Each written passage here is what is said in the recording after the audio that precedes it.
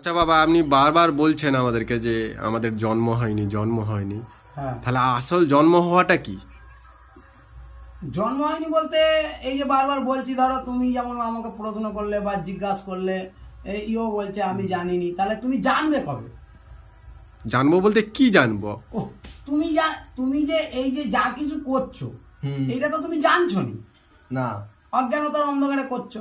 না, সেটাও তো বুঝতে পারছি না যে এটা অজ্ঞানতা না হ্যাঁ, জ্ঞানতা। এটা অজ্ঞানতা না, ঠিক এইটা আমরা বুঝবো কি করে? হ্যাঁ, সেটা বুঝতে গেলেই ধরো তুমিও যা করছো, একটা পাখি পক্ষী পশু পাখি জীবজন্তু তারাও খাচ্ছে ঘুমাচ্ছে, তারাও প্রেম ভালোবাসা করছে। তারাও প্রেম ভালোবাসা করছে। হ্যাঁ। কি তাদেরও সংসার হচ্ছে। তাদেরও সংসার আছে, গাছের ডালে পাখিটা বাসা বাঁধছে, হ্যাঁ, সে কাঠ দিয়ে কুটি দিয়ে বাসা বাঁধছে, আর তোমরা ইট সিমেন্ট দিয়ে বাসা বাঁধছো। বাঁধছে। তাহলে সেও মিলন করছে, হ্যাঁ, তারও স্বামী স্ত্রী ছেলে পুলে আছে, হ্যাঁ, আমাদের বউ বাচ্চা, তোমরাও বড় হয়ে বিয়ে করবে, তোমাদেরও বউ বাচ্চা ছেলে পুলে হবে, সবাই সে একই চক্রে তাহলে ঘুরছে। একই জিনিস।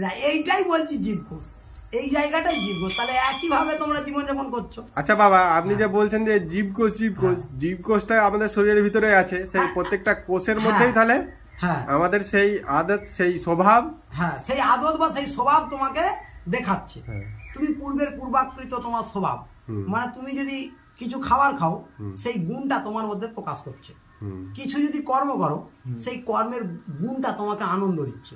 হুম, কিছু যদি যা কিছু দেখছো, হুম। সেই দেখাটাও তোমার মধ্যে একটা ব্যবধান আছে। হুম। এগুলোকে বলছে এক একটা শক্তি, এক একটা কর্ম।